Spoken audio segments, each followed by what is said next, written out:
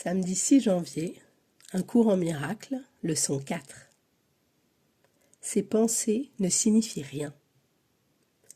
Elles sont comme les choses que je vois dans cette pièce, dans cette rue, de cette fenêtre, dans ce lieu.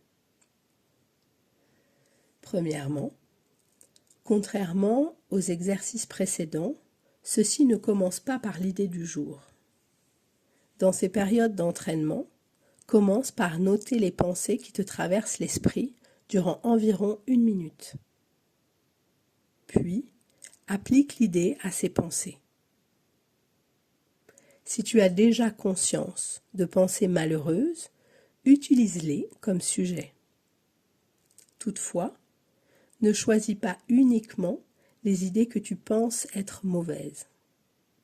Si tu t'entraînes à regarder tes pensées, tu verras qu'elles représentent un tel mélange qu'en un sens, aucune d'elles ne peut être appelée bonne ou mauvaise. C'est pourquoi elles ne signifient rien.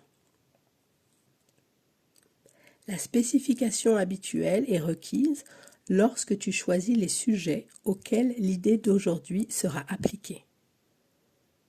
N'aie pas peur d'utiliser les bonnes pensées aussi bien que les mauvaises.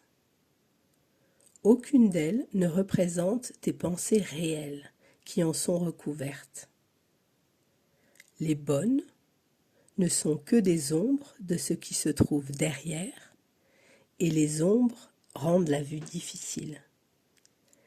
Les mauvaises bloquent la vue et font qu'il est impossible de voir.